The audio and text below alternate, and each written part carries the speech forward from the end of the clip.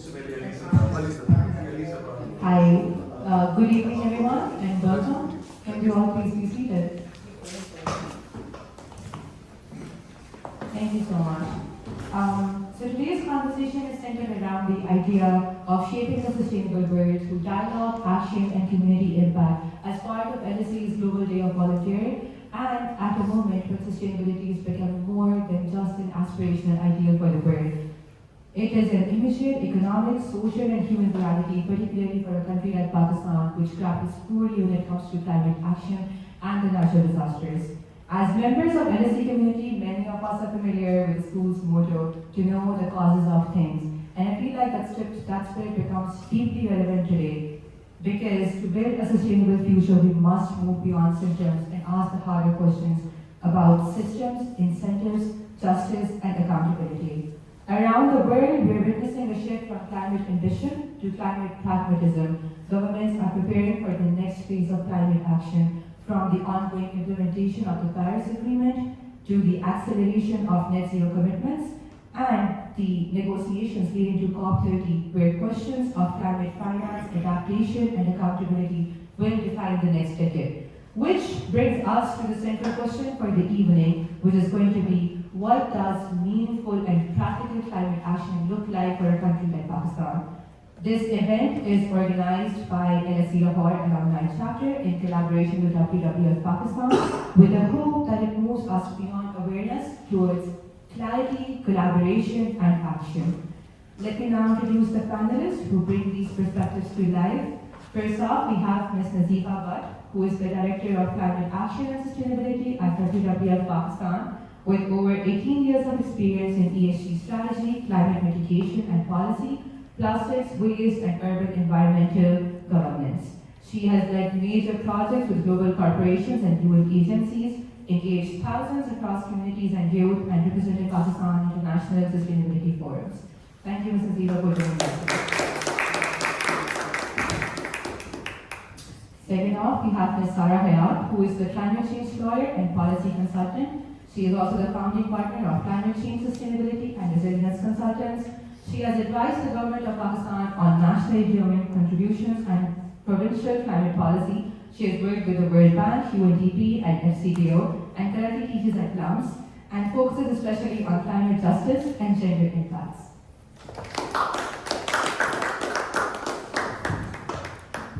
Next up, we have Mr. Nauraiz Rana, who is an economist with the World Bank Group. He is currently advising governments on reforms that attract private green investments and enable sustainable growth. Previously working with IFC and UNDP on employment, entrepreneurship, and climate-linked market creation. He holds degrees from Columbia University and from LSE, and is currently completing the doctorate at Johns Hopkins University. Last but not the least, we have Ms. Shazia, Rafi, who is the President and the Convenor of Air Quality Asia and the global leader in parliamentary diplomacy and sustainable development. She formerly served as the Secretary General of Parliamentarians for Global Action, where she helped advance the International Criminal Code, Arms Trade Treaty, and Global Gender Equality Frameworks, and also served as an advisor to the UN Democracy Fund. Thank you so much, panelists, for joining us.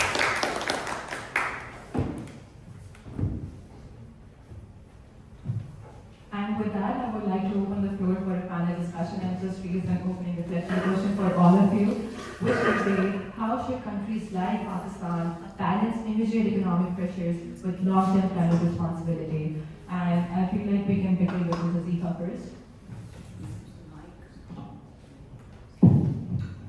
Am I audible? Usually I'm very loud, so I avoid mics. Anyway, so I think we as a country, we're a developing country. I still feel that we're in a phase that we're, not really post-industrial phase that we call it, that, we've developed so much, we've got infrastructure, we've got, advancement in digital technology and everything, but unfortunately we are losing our, the crux. We're an agri-based country, we are losing our agricultural land, we are overusing it. We have depleted most of our natural resources, water being one of it. On top of that, we have poverty-stricken areas. We have unequitable distribution of all the natural resources. 20% of the cities have 80% of the resources. So when we as WWA, when people are field, so when we go out to the far-flung areas and areas which are most climate vulnerable, it's very difficult to sort of find out the balance and to answer questions like, oh, should we move towards economic development or should we tackle climate change? So economic development and climate change are no two different things. They have to go hand in hand. So once you devise policies, and when the PC1s go into through the PND, environment and climate action should be a part of it. So we were advised by one of the heads of the provincial PND that why doesn't WWF devise those training programs for these professionals when they're devising these PC1s to actually include climate action, because we are one of the most climate vulnerable country, and unfortunately not not even in the top 100 in terms of emissions. So I think it's important to include climate action not only in policy, but actual practical steps need to be visible too. There are huge policy gaps, and despite the fact that we've got a lot of funding, we don't spend it on capacity building. Instead, I'll be a little blunt here, that going with 35 people delegation to the COPs and getting what? I'll just leave it here. It was a question to you. Thank you. A great question, but I don't think they should be looked at. I don't think the economy and climate change should be looked at as competing concerns, because, like it was also mentioned, they go hand in hand. Without one, the other cannot be improved.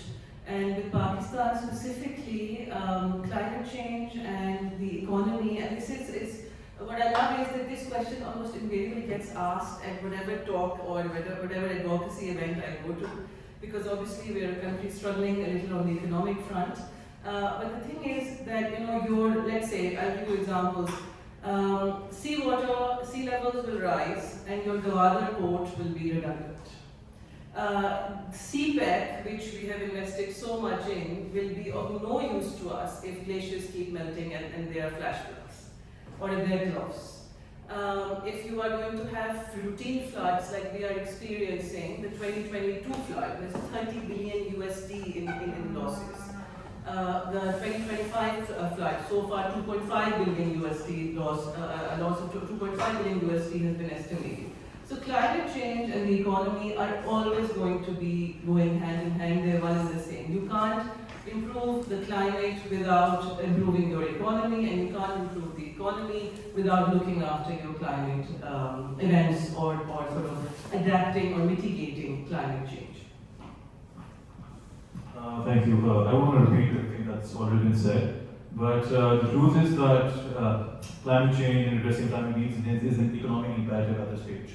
Where we are positioned, we are not operating as an isolated entity. In the global world, there are value chains which are growing greener and greener, and in order to remain competitive, in order to alleviate our trade pressures, we need to understand and adapt the fact that we have to comply with those greener regulations. We need to perpetuate, we need to support sectors, help those entities grow to become more greener if we want to reap economic benefits. So at this stage, it's not a question about economic development, it's a question about survival.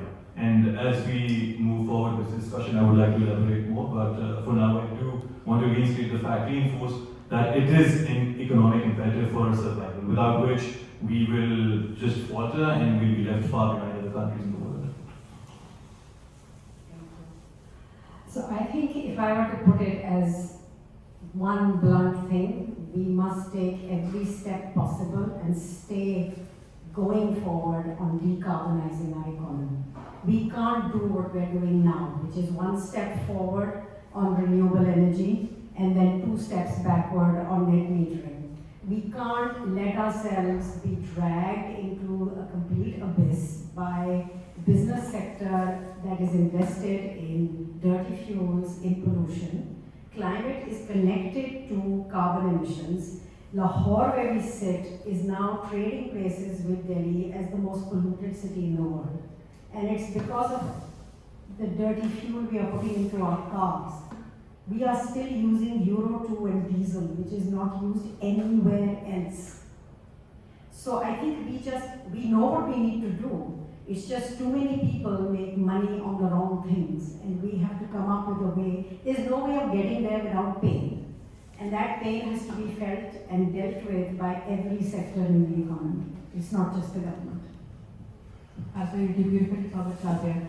I do want to circle back to what you mentioned, Sara, about how climate policies and the economy itself goes hand in hand and is complementary. Where do you think this implementation when it comes to the climate policies in Pakistan actually break down? Again, a super question, and I think one almost everybody can answer really, because we've all had some interaction with government or government regulatory bodies, and we know what it's like.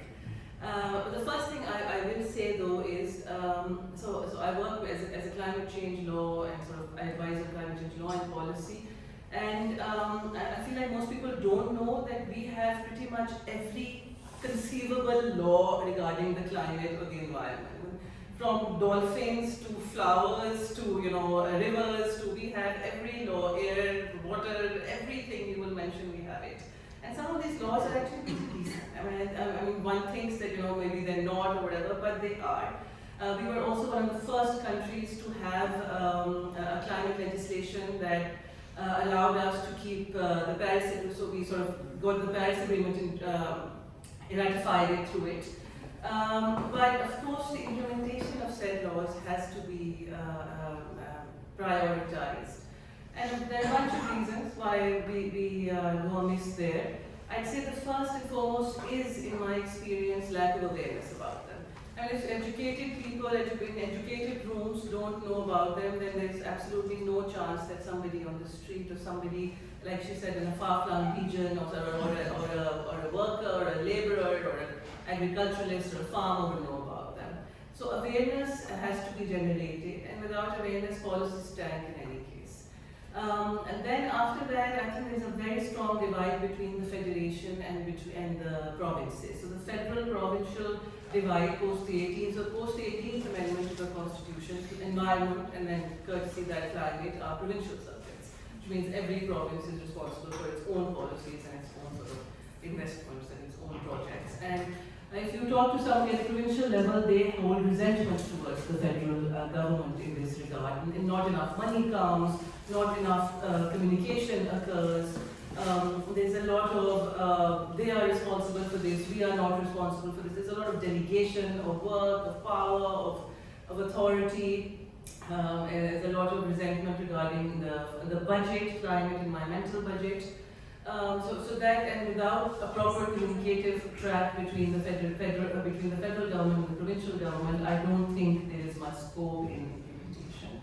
And then capacity building, also mentioned once, government regulatory bodies, I feel the personnel there can benefit immensely from some more training, some more capacity building, some more access to information technology, AI. Climate change is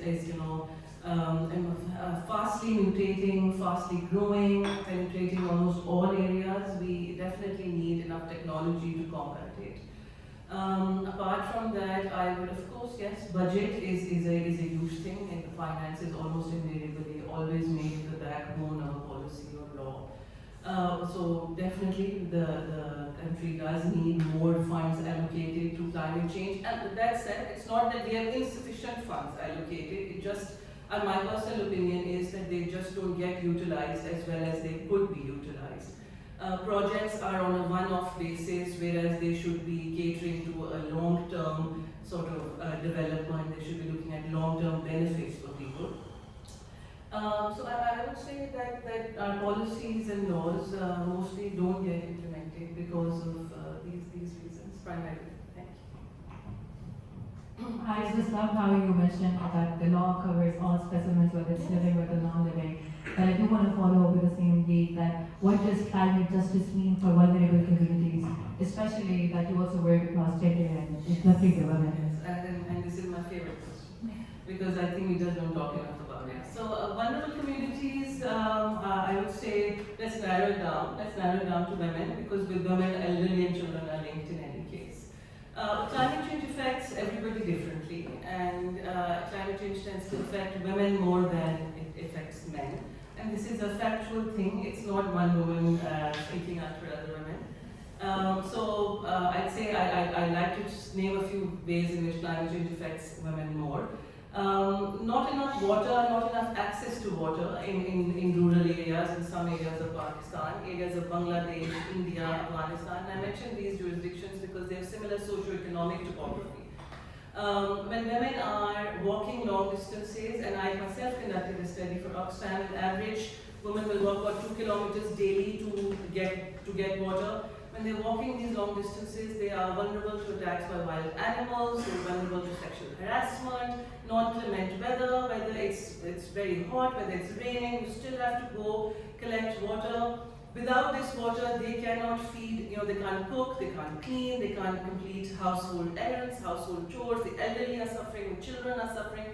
So the burden of care is hugely exacerbated for a woman. The solution is pretty simple. You should have water collection points, maybe a hand pump, solar tube wells, solar hand pumps. Well, basic things that one can go into some detail if there is time later on. I'd be happy to. So one is this. Then the other one is natural disasters, and something that Pakistan is experiencing again, like I said, on a routine basis. So the UN study conducted in Bangladesh when cyclones hit, concluded that about 16 times more women than men die in natural disasters. And the reason is in our jurisdiction is actually depressing. Simply because young boys and men are allowed to swim in streams, they're allowed to climb trees, they develop basic life-saving skills. Something girls and young girls, teenagers, women are just not allowed to do.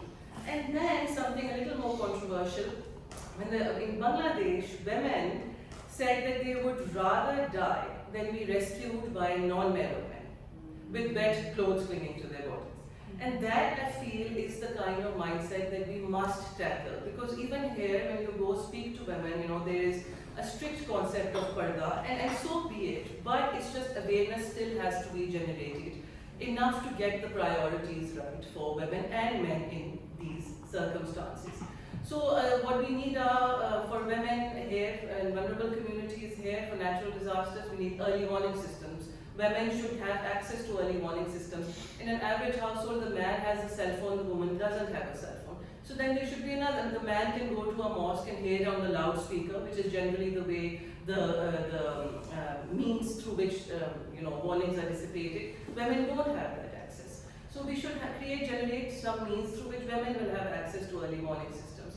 We should also, very, very importantly, and the third reason which I mentioned, diversify livelihood for women. When climate change is impacting agriculture, and most women are either participating as farmers or rearing livestock or working in fisheries, and climate change is affecting all three, and that is the primary source of income for most of Pakistan, really. And so what we need to diversify income for these women, because when they're losing out on household income through agriculture or livestock or fisheries, men are becoming more aggressive towards them. There's more domestic violence. They are marrying off their daughters, underage daughters. That's another vulnerable community that gets hit. They are pulling daughters out of school and not boys. So girls get pulled out of school and not boys.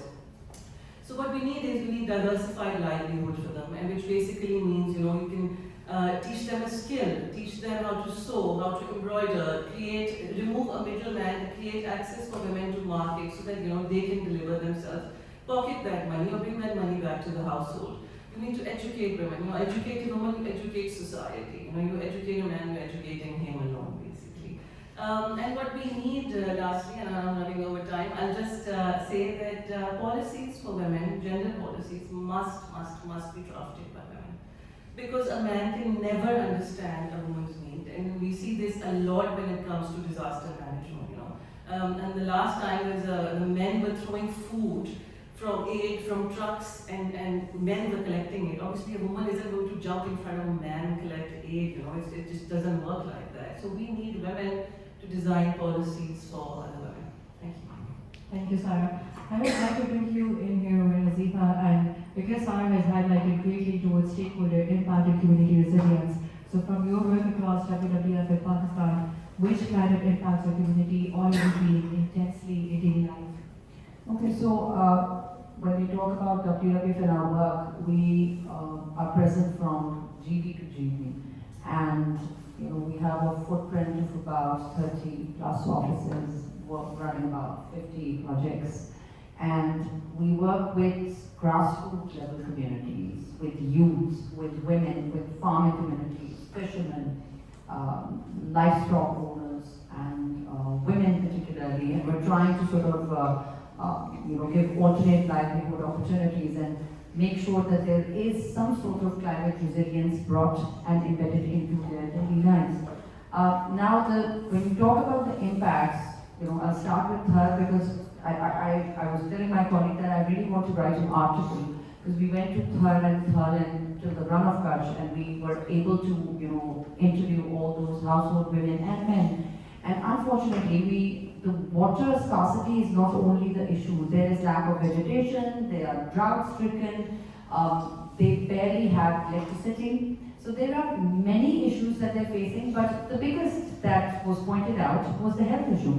So these women, they don't have to walk 1 or 2 or 5 kilometers, they literally have to walk like about 8 to 10 kilometers every day to get 5 liters of water in a mud car and a pail, which is approximately 5 kg itself. I tried to hold it and I was like, this is empty? And they said, yes.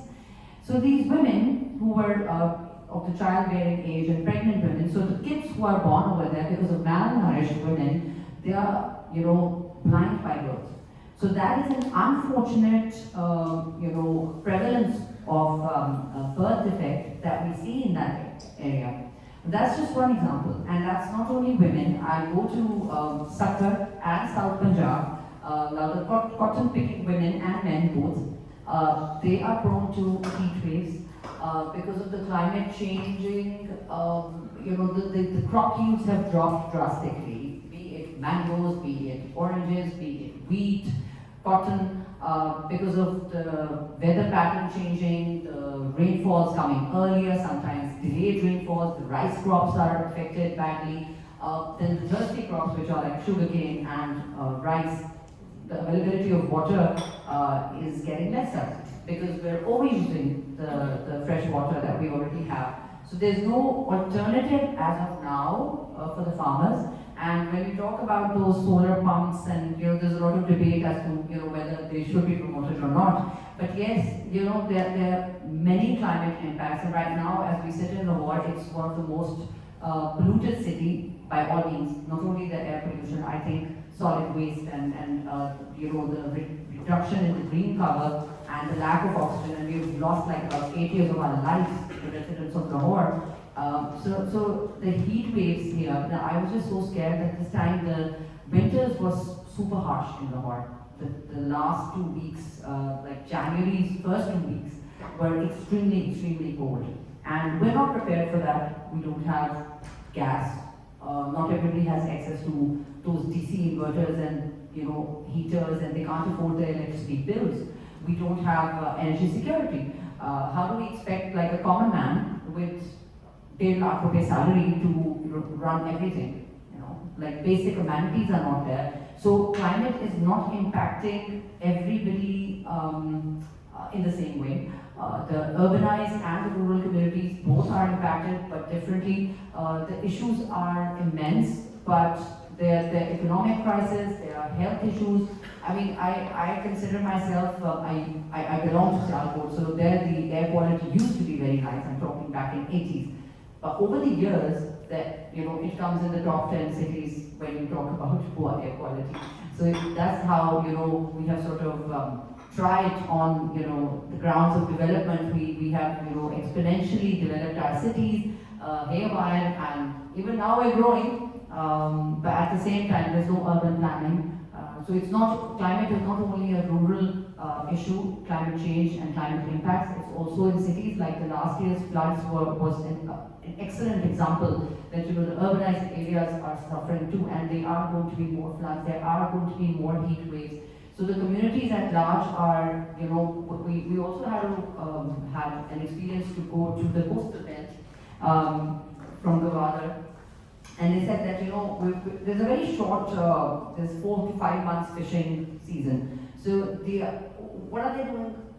My question was, how do you run your livelihood? How do you run your kitchen, And they said then we go and we do like, part-time jobs in Lahore and in Islamabad as cooks and, so on and so forth.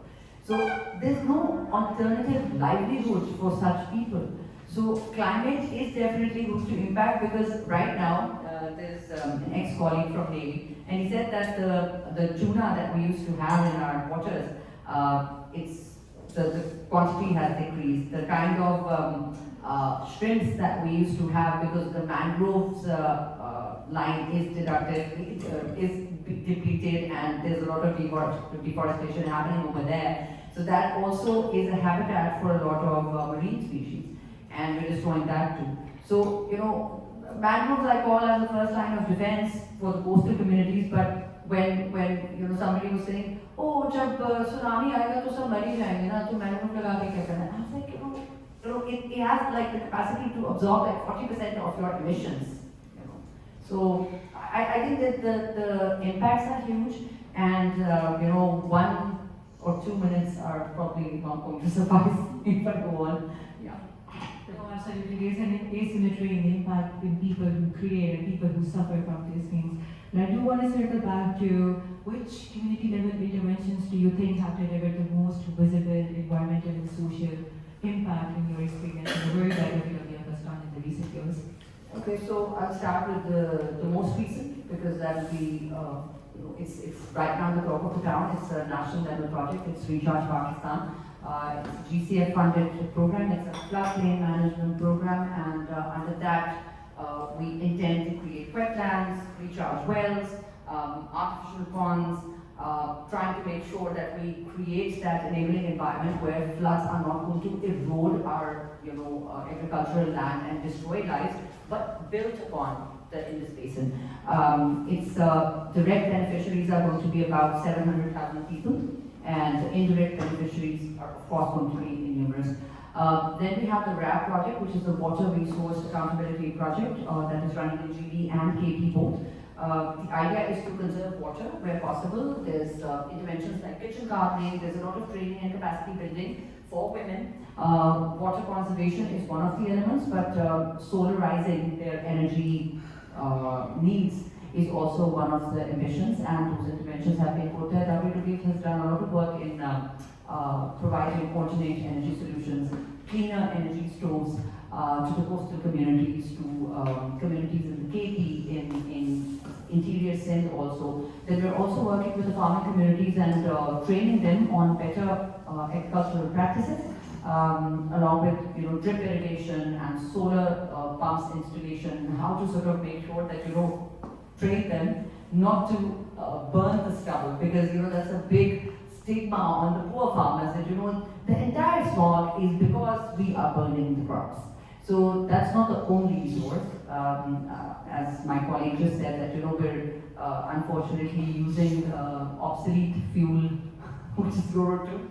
And yes, it's not being used, but electrifying transportation is not that easy in Pakistan. The kind of transportation that is being imported is extremely expensive, and for a common man who can afford like a 40 lakh or 60 lakh ki gadi, is not within your reach. So what are you trying to promote? And when you're talking about electrifying public transportation, what kind of security are you living in that? I would not be allowed by my family to sort of go and travel in that. So you need to create that environment, because why are we so comfortable getting onto the trains and the buses in Europe and England and anywhere for that matter? Pakistan was not considered as notorious as Paris, but unfortunately in all the other ways, as you mentioned rightly, that there's a lot of harassment issues, especially when the female gender comes in. There are millions of issues, and 8 out of 10 people to be displaced in the next 20 years are going to be women. So it's a huge challenge for us also. But when you talk about grassroots level interventions, I think there's one example that I really love quoting. So we went to Gilgit and Hunza, and we have installed solar geysers and fruit dryers.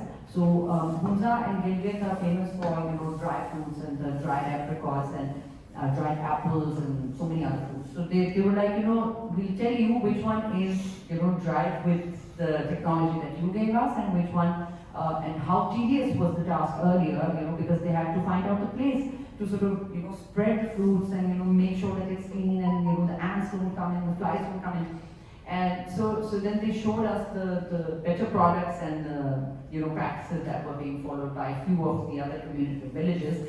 So, and it's so heartening to see that, when they can improve their lives, they can get better income in the shorter span of time, with lesser effort, with a little bit of investment, and here comes the role of finance and private sector finance, because I think it's time that the private sector also sort of contributes. It's not only, I don't think that we should always go on blaming the government. There's a lot of corruption. It's everywhere. It's in schools, in colleges, in households, everywhere. So you should not only blame the government. It's also partly the private sector and the communities to be trained, to be aware of what is required on ground, and then to be implemented. So the various examples. Another example that comes to my mind is Faraj Town and Jamestown. So these are two, peri-urban areas around Pindi and Islamabad, and the beneficiaries are about 24,000 people. And we gave water filtration plants, there were trainings, there were nature clubs established, there were solarized pumps, water pumps that were given to them, because in those areas, water is very scarce. And I was actually shocked when I went there. I said, yahan pe pani nahi hai. It's just, like 15 minutes, 20 minutes drive from Pindi. And they said, haan ji, nahi. And then so there were trainings and green and nature clubs established in schools as to how to conserve water. Water harvesting system was, were installed there. And so that is the impactful work and long-lasting, because I believe that when you run projects and if government has to make sure that sustainability and climate action is to be done somewhere, the real action will only be shown and broadcasted if it's long-term. If it's short-term, there's just no point investing into it. Absolutely. And on the note of the examples that you just gave, I feel like our audience would benefit a lot if you could actually tell, where do you see the next generation actually protecting the environment for Pakistan and contributing in a meaningful way? I think the youth is more educated, they're more aware, and as WWF, we are an environmental education organization, if I may call so. We work with a huge amount of youth, from schools to colleges to universities. We offer a lot of volunteership to the communities. So yes, there's a lot of potential. There's a lot of drive in the youth, and they're willing to sort of invest their time and their energies towards the betterment in whichever way in their limited scope areas, if they can, where possible. We've got running campaigns which are like coastal cleanups, plantation drives, photography competitions, research projects that youth is involved in heavily.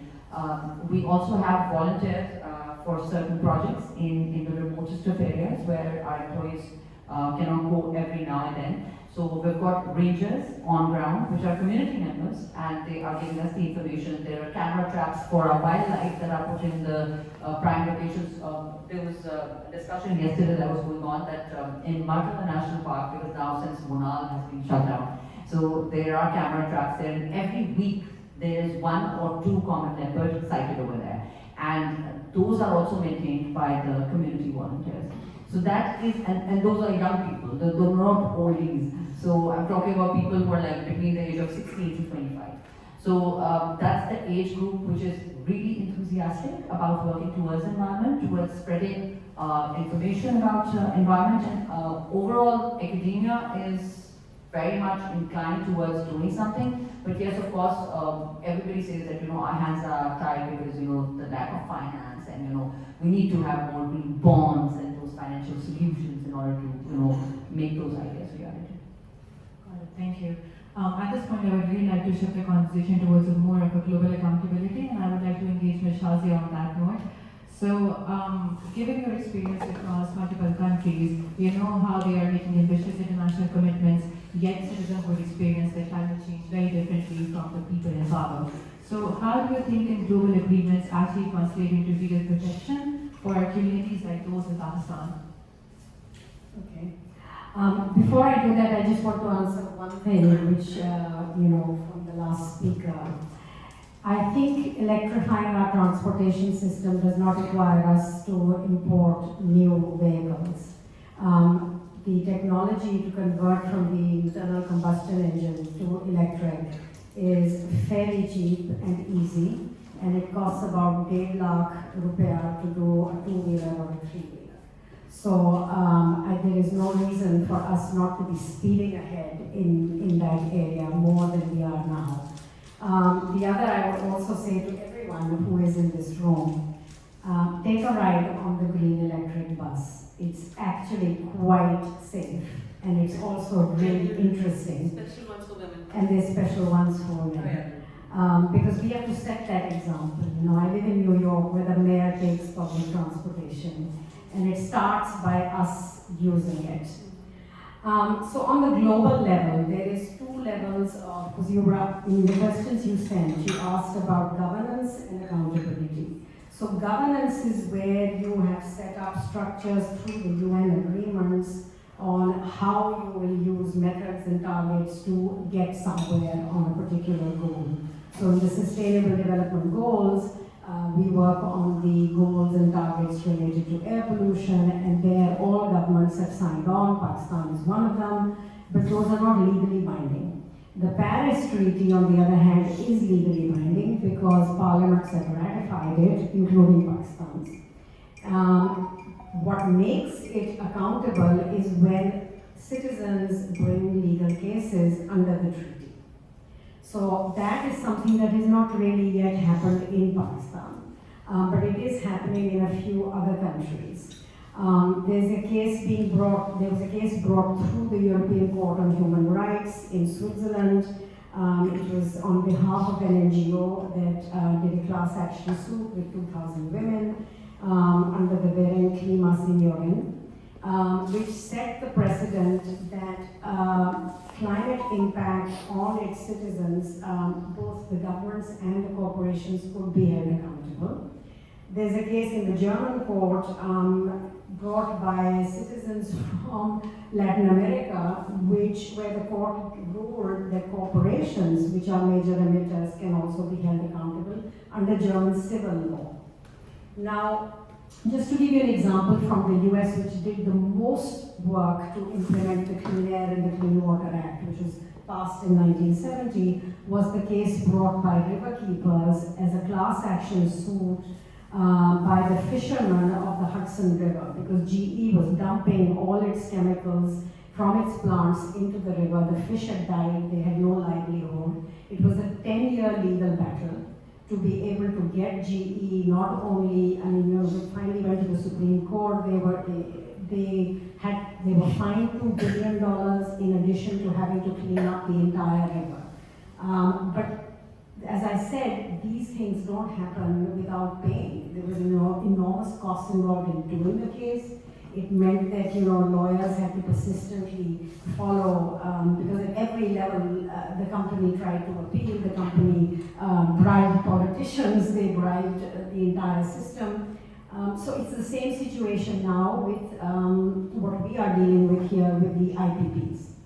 And ironically, we are sitting in the Nishat Hotel, which is, of course, the Nishat Group, which is one of the IPPs on the thermal sector. So what we are dealing with in these contracts is that these contracts are governed by commercial law. And commercial law ends up, when you file a case, whether it's the government that files or citizens who file, those cases end up going to tribunals in London, Paris, Singapore, and Dubai. Those tribunals have no appeal. So whatever is given as the final judgment, and it generally favors corporations, there is no appeal. So part of the thing that we're struggling with at the international level is that all these governments have signed the Paris Treaty. No corporation which is a polluter has signed the Paris Treaty. So you have to bring the cases at the national level under civil law with monetary penalties, in addition to challenging these commercial tribunals that they should not be above the Supreme Courts of the countries in which they are placed. So I'm part of a group that is working with an Oxford University legal group for the UK tribunal to say that this UK tribunal based in London should not be above the laws of the UK, so that eventually an appeal on even a commercial case should be able to go to the highest court in the land where it is physically based.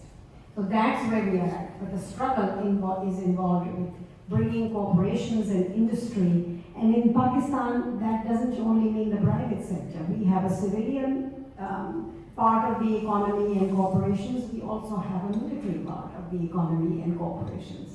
And all of them have to understand that we are all affected by it. Even those with very large inverters in their homes are still losing years of their life, because unlike water, you can't bottle the air. And lastly, I would urge everyone to look into, as institutions, going in as consumers. You have the power where you spend your dollars, right, or your rupees. We should all be getting our institutions to get boxed water, not plastics. This is increasing the demand for petroleum products. The UN system now has moved to boxed water. I'm in discussion with Tetra Pak, who is ready to make boxed water packaging here, if we can persuade the companies that make water, that produce the water, to work with them to do so. And that means all of our institutions should also be able to do that. Thank you. Thank you, Shazia. I think you highlighted a very important point as to how the system varies for developed versus the developing markets. So on that note, how do you think that for emerging markets like Pakistan, this meaningful accountability could translate into sectors and communities? So I think we've got a lot of lawsuits that have been brought to the High Court, etc., on air pollution and smog. What they haven't done is tackle the two key sources of it. You see, you have bringing it up against the government. The government's already trying. They're trying through their laws, they're trying through renegotiating these IPP contracts, they're trying through an EV policy. But industry, just like here, as well as in the US, is lobbying very hard for weakening of regulations, for weakening of those impacts. So the legal community, both the lawyers and the judges, have to be persuaded to be willing to hear civil cases with penalties that allow you as citizens to file cases on a class action basis against corporations. Because otherwise it won't happen. That's the only way a community can do it. Through a class action suit which names and shames the corporations that are involved. Because now you have on the science side, attribution science, including for heat waves and climate disasters. You have attribution science, which allows you to pinpoint exactly where the pollution is coming from, what its impact is, and to the level that it can actually count as evidence in court. While we're on the note of the government reforms, I would really like to involve you, Nauraiz, because I feel like your contribution will be very quintessential in terms of how do you see the reforms happening in Pakistan affecting in terms of unlocking the private green investments when it comes to developed institutions like World Bank or IFC? I'll get to the question, but first I want to very precisely touch upon how we began this discussion. So there's this notion, and rightly so, that Pakistan is a low-income country, it is in one of its developing stages, and doesn't really have the metal or the strength to transition or adapt greener growth. And the answer to this is that it's not a capital constraint problem, it's a policy risk problem. And whenever I talk about this, whether it's Pakistan or any other country, when we talk about reforms that unlock green investment, we are also talking about reforms that make carbon more visible, they make incentives more credible, they make penalties more predictable, and they make markets more confident. And when I say all these four terminologies, what it really means is that there are industries operating in Pakistan, there are big firms, there are informal firms, but do we have any mechanisms that enable them or that make it mandatory for them to disclose their carbon emissions? And when we talk about carbon emissions, it's a government regulation, government rule-based program.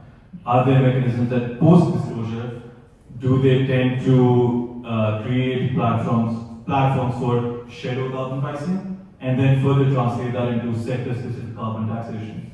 Because as long as there's no disclosure or understanding of where the emissions are coming from, what is the carbon problem, then there is absolutely zero room for scalability of green finance. Green bonds, concessional credit, it all comes from the fact that there's clear visibility as to which firms are operating in a manner that is conducive for greener growth. And when we say greener growth, what does green really entail? It's very complicated, it's very convoluted because there's no real green taxonomy in play in Pakistan that aligns with international standards. And when we say green activity, it doesn't really need to be a renewable energy sector that is green. It could be anything, it could be any activity. I would quote the example of Saudi Arabia. I was working there, and they are in the process of making green metals. So what does that really mean? It's a very carbon-intensive sector, industry, but then how do you make it green? Any practice, any industry, any business that disrupts its existing status quo to make it less carbon-intensive can be qualified as green, but you need clear guidelines around that. So does Pakistan have, or the country or the government, has it enabled any disclosure mechanisms?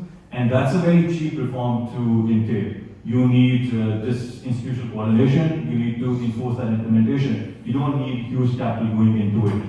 Then there are regulations around incentives. What kinds of incentives are we talking about? Are there incentives that make our business sectors more export competitive? Is there any concessions on that? If we are importing green technology, is it conducive? How does that alter the price mechanism? Because greener technology at the moment is more expensive, that's it to import. But then those who are involved in carbon-intensive practices, how do we make it more costlier?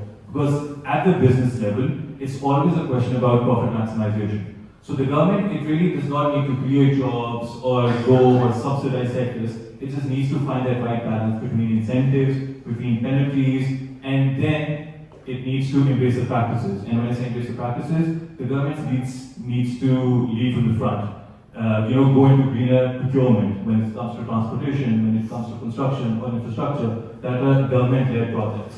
The more they would do, the more conducive it would become for the private sector. Because I'm a huge proponent of private sector. In the end, it's all about creating the right ecosystem. And our economy is not doing so well. We are facing fiscal deficits just because of that very same reason. The private sector does not have access to finance. 80% of the finance is being capitalized by the government itself. Then there's not enough access to markets. And we don't want to just tap into Pakistan's market. The entire world is a global stage. If we want to make our exports more competitive, then we need to look at regulations such as CBAM. The European Union is now looking at greener value chains. They will only buy from you, they will only import stuff that adheres to a certain standard of green standardization. So we need to inject those standardized protocols. We need procurement protocols, taxonomy protocols, disclosure mechanisms that need to be made mandatory. And these are rules that the government can implement and balance the stage or balance the tip of power between firms who want to adapt those practices and firms who are gearing towards more profit. But as long as they're able to, then we would see a flush of foreign investment, that is green investment coming in, and even locally, people would be investing into businesses, industries, practices, sectors that are greener. And like I said, greener does not really mean renewable energy or solar sector, it means anything and everything can be made green. Absolutely. And where do you see the community being a part of this green investment reform? So how do you see the jobs being created, infrastructure being built in the country, and the direct impact it's going to have on the Pakistan's economy itself? It's everything. So this is stage one. You create an enabling environment that is greener, that is more climate friendly. Let's say there are heat-based furnaces, blast furnaces. You adopt a technology or you buy a technology that is hydrogen-based. There's something called CCUS, carbon capture, utilization, storage. You adapt that, you train people, you skill people, you make a transition towards jobs that are now more geared towards structural transformation, but in a manner that is more green, that is more climate friendly. So you teach them, you create those jobs. And then it comes about energy. Energy, just like our fellow panelists here mentioned, that Pakistan's power sector is facing a lot of challenges. How do you inject grid modernization, smart metering? How do you leverage AI? Because when you are creating that ecosystem, then the jobs automatically tend to follow. Equipping people with the right set of skills is phase two of it.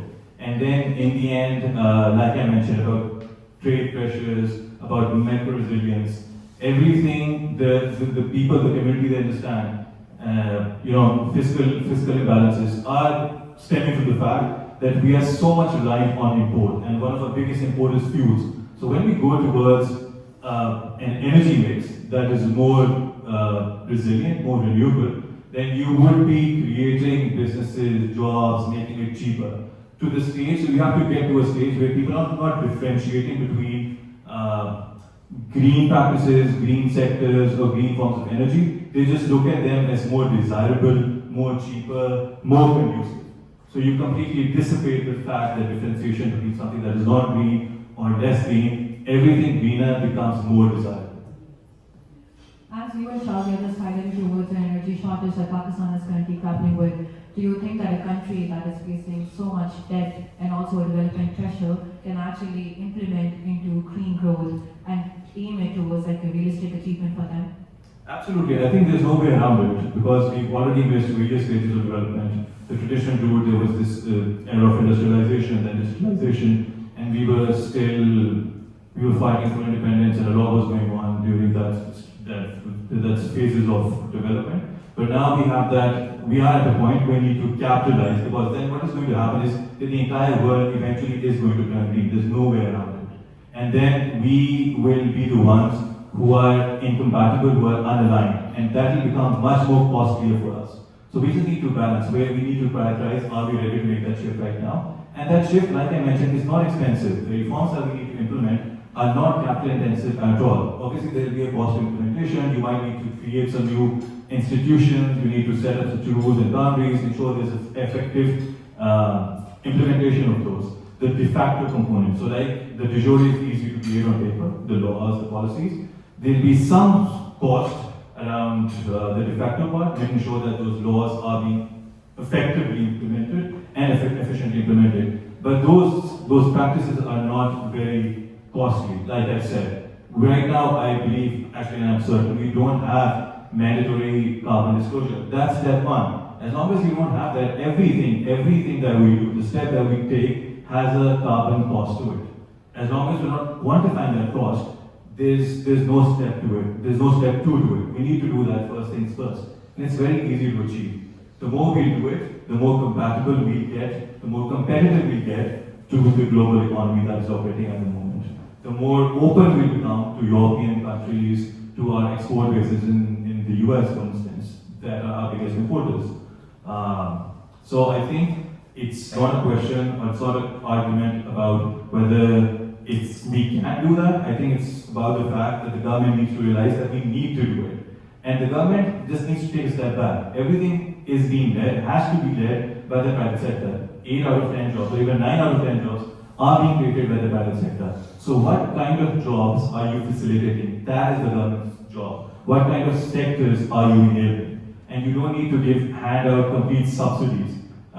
That's been one of our policy flaws. You need to have a targeted approach, a pragmatic approach, an incentive-based approach, and same in terms of penalties. You can't just implement a carbon white tax one day. You wake up and the government announces there's going to be a tax. It has to be a phased-in approach, starting from first quantifying which are the biggest industry emitters, what are the costs, what are they losing in terms of the markets that they can capture, and then implementing those sector-specific reforms. So it has to be a two-pronged approach: economy-wide reforms and sector-specific reforms.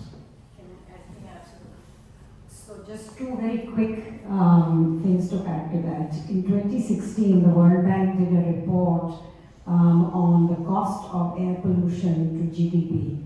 And in Pakistan in 2016, it was 5.8% negative hit on GDP, which meant almost $20 billion. If you apply that percentage to last year's GDP, the percentage is higher now. India's was 7.8% at the time. So the cost is being felt in the economy. What you're talking about is transitioning those funds that are leaking out of this bucket with holes, essentially, into the green economy so that you can recover. The other is that the role of parliament here is also important. In the Philippines, they put in a new bill which which has actually been passed by both chambers called the PENCAS law, which is a law requiring environmental accounting for the value of the natural resources that you are using, whether you are a public enterprise or a private enterprise. So that in your books and in the government's books, it can be seen clearly what is the actual cost that you are throwing onto the economy and to the country. And that's important. One example, tangible example that I wanted to just add is, it just came to my mind, is the fact that we talk about energy and transportation in terms of the transition to greener growth or like community-driven activity. Let's say the government wants to inject 1,000 electric buses in Lahore. They do not have the fiscal backbone of doing so. But the thing is, they don't really need to do that. There are various private players, there could be local or international, who have that financial or fiscal capacity to do that. What the government needs to do is just throw out an incentive-based mechanism or a tender that would allow those players and to occupy that space. And in doing so, you slowly nurture that environment where people transition from operating in private vehicles to public vehicles. Because like in countries, any country in the world, you go to Europe, London, you would see very high-level professionals, even ministers or investment bankers, whatnot, occupying the same public space that any common man would occupy. So it's a gradual process, but it adheres to various facets that are currently missing, both the economic aspect, the development aspect, the climate aspect as well. And I think these are the spheres that are actually being occupied by countries in Southeast Asia by opening up to blue bonds, green bonds, and even sustainability-linked loans. So absolutely, there's a lot of potential for Pakistan to capture as well. Is there any notion that you two would want to add over here? There's one thing I'd like to add, which is that a remark was made that we don't have enough climate cases or enough judicial verdicts, or we actually do. We have plenty of them. And over the last 30 years, our environmental jurisprudence has actually developed fantastically. Again, one issue remains the implementation of our laws and policies. Another is that our judicial verdicts have come out, but have they been successfully implemented? Are they making an impact? That's different. But we have laws, we have judicial verdicts, we have judicial jurisprudence, and now we also have Article 9A in the Constitution, post the 24th Amendment, which actually makes the environment a fundamental right for everybody in this room. Which means, very simply put, that the environment is as important as the economy. No court can pass a verdict or give a judgment in which it says that the economy or health or livelihood is more important than the environment. No, they are all on the same plane. And it also means that the executive and the legislature, whenever they are when there's a policy under consideration, it's drafting, its implementation, the environment will play a central role in it. So this is a massive development for Pakistan, not just because we are not a global leader in the environmental sphere, but because this is a right that actually guarantees you the right to an environment. It's kind of like the right to life and the right to environment are the same. So a right to a healthy environment is now your fundamental birthright. And I think that's something that should be celebrated. So, regarding carbon accounting and disclosures, the SECP made it mandatory now, if I may, repeat that, because I think a lot of people who are from the private sector would know that SECP has made it mandatory for the ESG disclosures. So that will make sure that the investments that you're making are going in the right directions. We've got the green taxonomy. I do understand that it's far from what the global green taxonomy and standards are. But at the same time, I think that's like baby steps, but still, the government is trying, and with Article 9A, I would also like to emphasize on the fact that, the Punjab Environmental Protection Act also states very clearly that there is a pollution pays principle clause there, but unfortunately it is the lapse in the implementation of the policies and the legislations and the weak governance which sort of comes in between, and then you see weak governance and weak implementation then There's no absence of finance or lack of finance. We have enough finance for each province. I mean, I would like to quote an example here because I'm quoting a lot of examples because we work with the public-private sector and the communities. So in the Sindh Forest Department, we happened to have an interview with them. That an X amount was to be given to them, which was committed. Unfortunately, just 1/8 of that amount was delivered, and they were like, what are we going to do with these peanuts? And they expect us to do urban forestry here with indigenous species. How are we going to do that? So these are questions to be pondered upon, and I think we all need to sort of sit together because it's not just the government and the private sector's role, but also people who are creating these green jobs, and to enable the general public also to sort of participate, because communities play a very, very strong role from where we see the communities and how we see the projects being implemented. It's just not the private sector and the government only. No, absolutely, Nazifa, you're right. There's a lot to unpack over here, but in the interest of time, I'm going to open the floor to the audience for any questions. Do the panelists have something to say about it? It wasn't actually a question. But I think that comment is valid too, because we all understand and we agree with the realities that you were trying to relate to and bring to the table. I would talk from on my organization's behalf that the work that we're doing is just a drop of water in the ocean. The ocean's needed. But at the moment, these are just little steps, as I said in my conversation earlier, that these are baby steps that we have to take.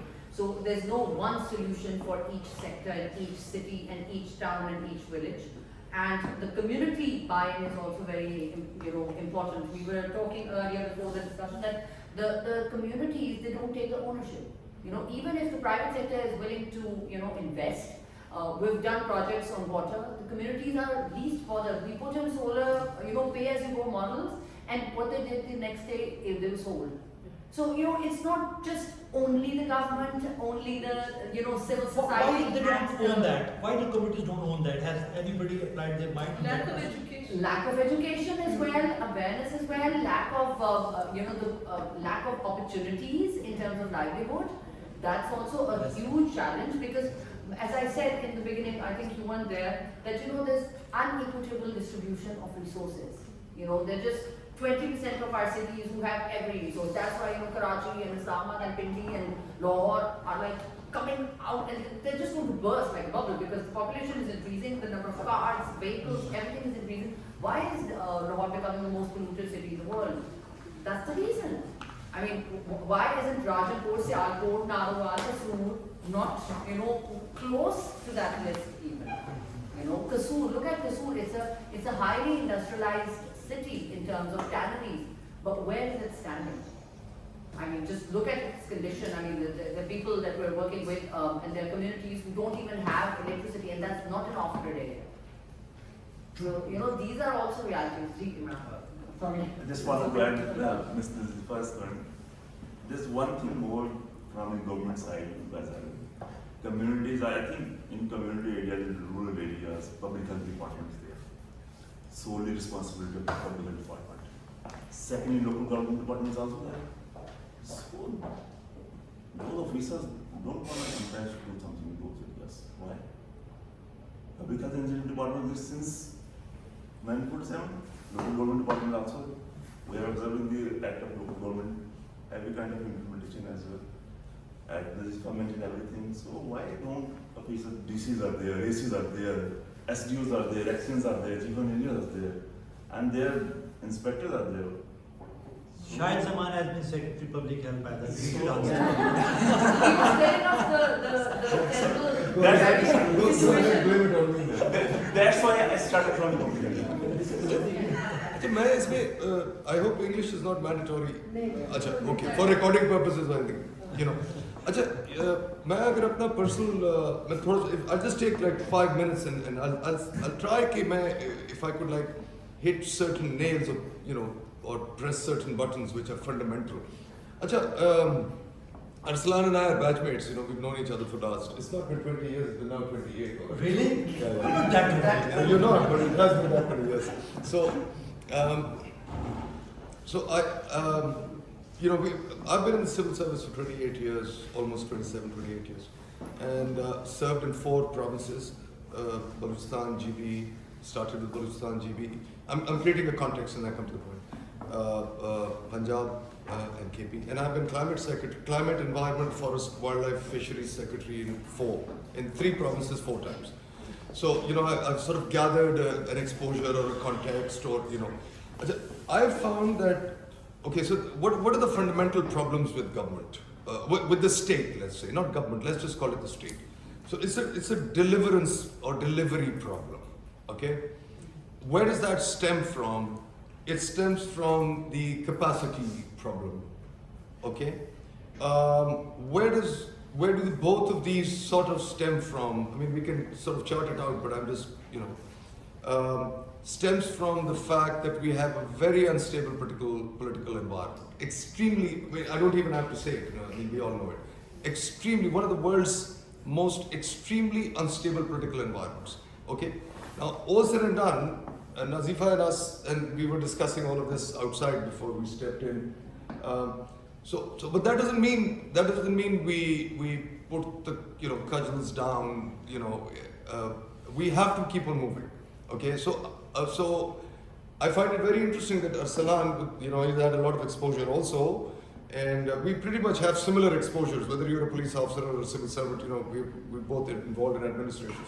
So I find it interesting. Some of our colleagues are extremely disappointed with the state.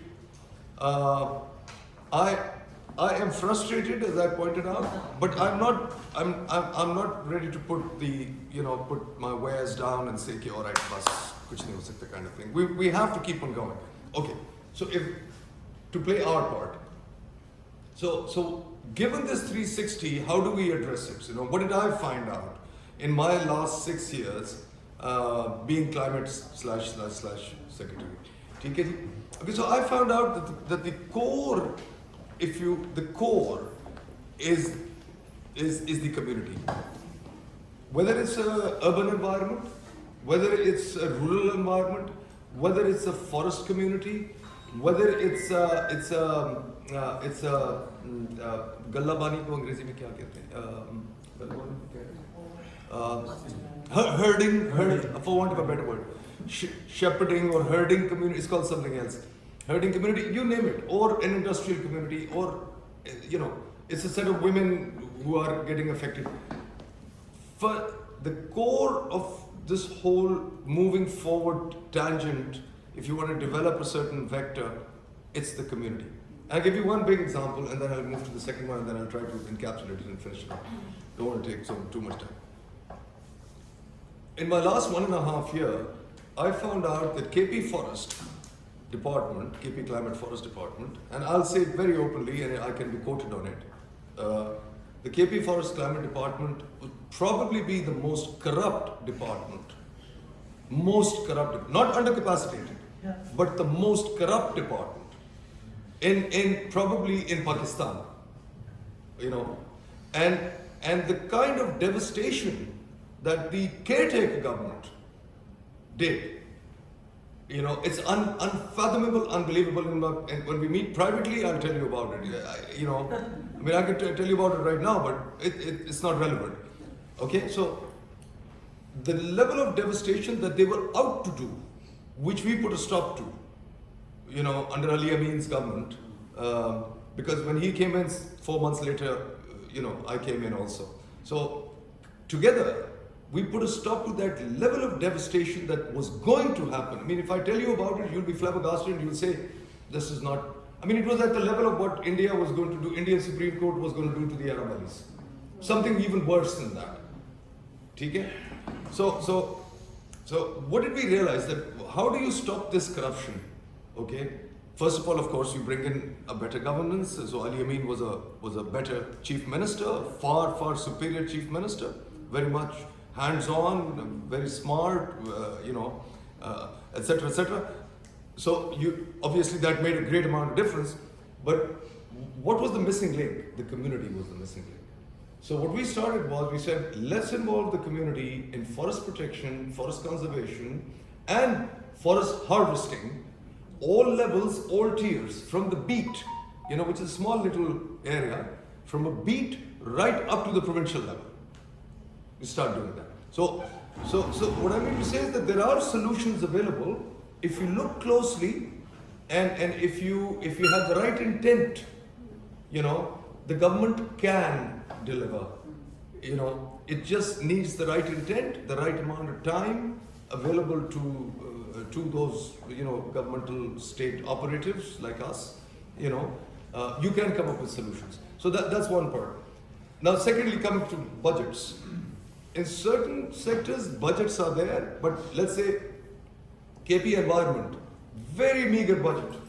Even the machine that was supposed to measure the air quality, that was out of order for the last 10 years. That's true in Punjab also. Yeah, well, they're doing better than, we wanted to do things and there were no rules. So for the first year, we spent, Ali Amin, and then let me point this out also. We requested the Chief Minister to be the Minister of Environment also, or Climate. So he agreed. Now that makes a lot of difference. He's the Chief Minister and the Minister of Climate. And so, you have direct access that shows the importance that's being given, the political importance and the administrative importance. So we started requesting budgets, because the budget was like, 0.02% of the total overall budget or something like that. So capacity, corruption, management, governance, these are all issues. I mean, we can have a whole day on it some other time, but they can be addressed if you have the right sort of, approach top downwards and bottom upwards. Yes, we'll just take one more question and then we'll have to wrap it up. Okay, so to quote a Urdu couplet, शिकवे ज़ुल्मत शब से कहीं बेहतर था, शिकवे ज़ुल्मत शब से कहीं बेहतर था, अपने हिस्से की शमा जलाते जाते. तो मैंने ये किया है. I represent Parvaz Financial Services. We were the first financial institution to come up with a green action bond worth ₹1 billion last year. Number two, our parent organization Karandas Pakistan has done groundbreaking work on carbon credits trading in Pakistan. And now they are moving towards a carbon credit exchange so that export-oriented businesses can exchange, buy and sell their carbon credits. So I think there are small bits of good things happening which we must encourage. Thank you. Absolutely. Thank you so much, audience, for having an engaging response to the panelists itself. Closing off the event, I would like for all of you to have any closing reflections or remarks. I'm just making it short in the interest of time. I think we can start with you. Start with me. I think you said everything you wanted. I think she's. Oh, that's the mic, sorry. So I think I'd like to leave you with just the experience of two countries. One, democratic though weak democracy, my current country, the United States, where they passed the 1970 Clean Air, Clean Water Act with huge pressure from the community level.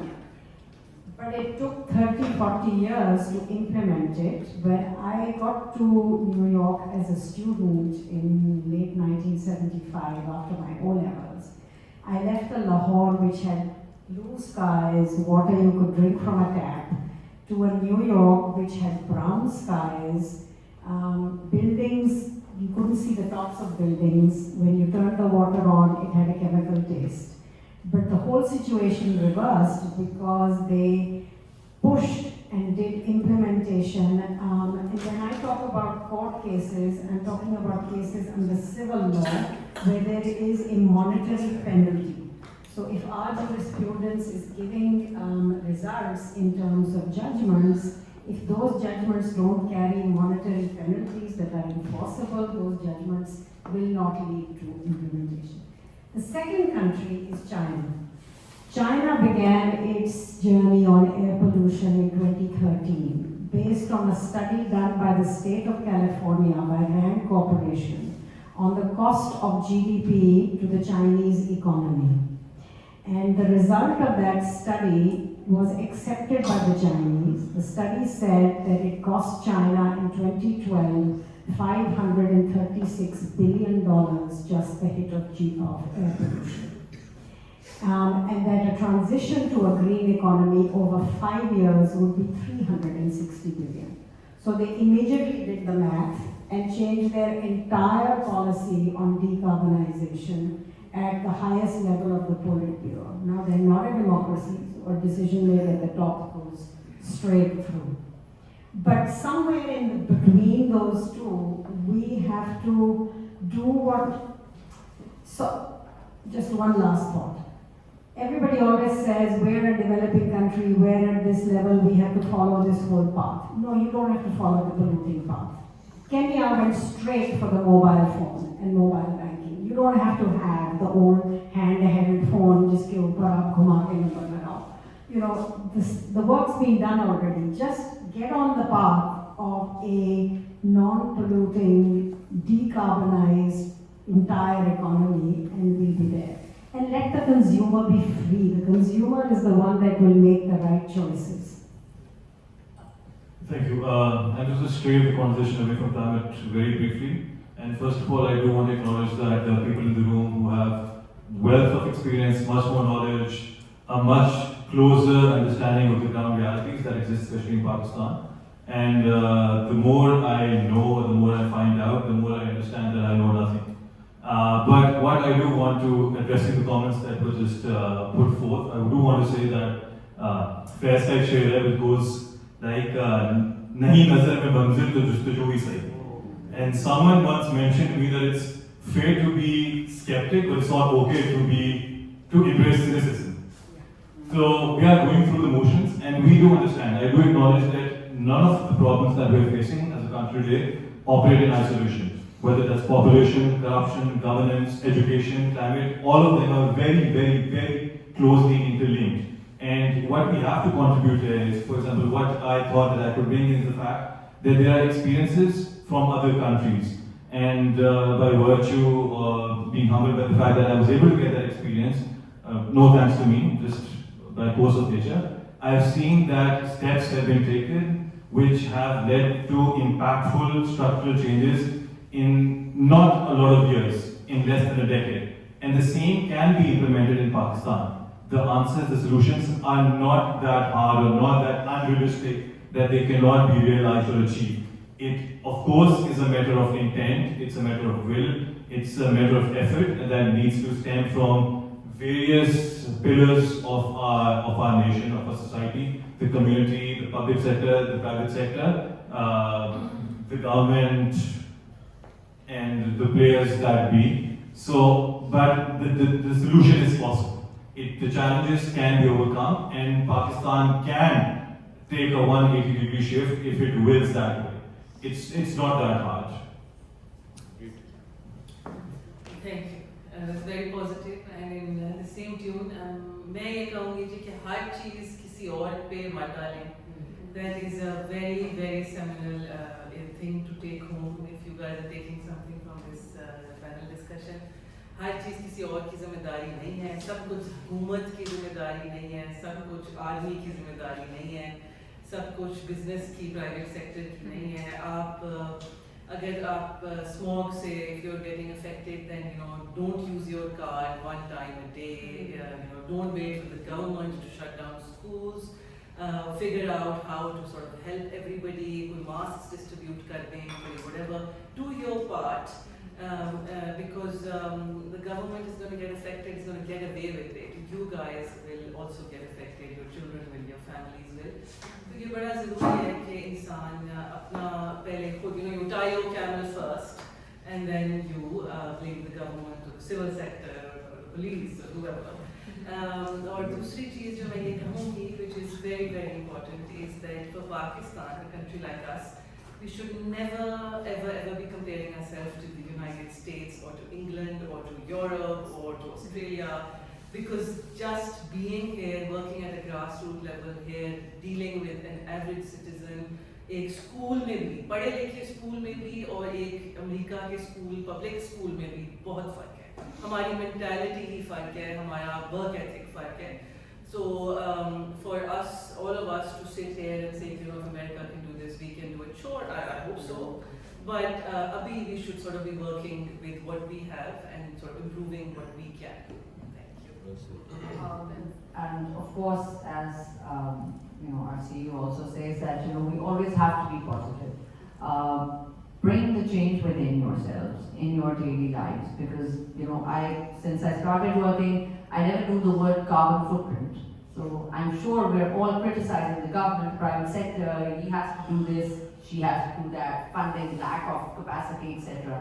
But at the end of the day, how many of you have made sustainable choices today?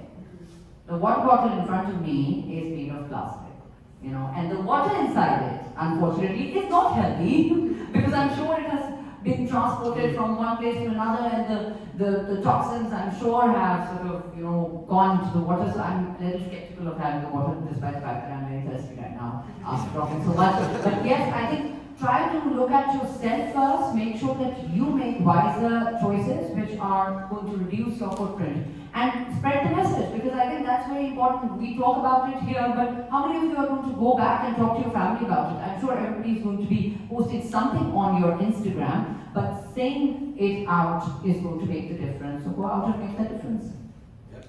And I think we can all safely say, based on what we've heard from both sides of the room, that sustainability is not just about the policy or the technology itself, it's about choices. Choices that are made by communities, governments, institutions, and individuals. And with that, we wrap up our night. Thank you to our panelists, WWF Pakistan, and also to the LSE community who took our time and joined us today. Thank you for being part of this important conversation. Good evening, and we invite you over for a informal networking tea actually.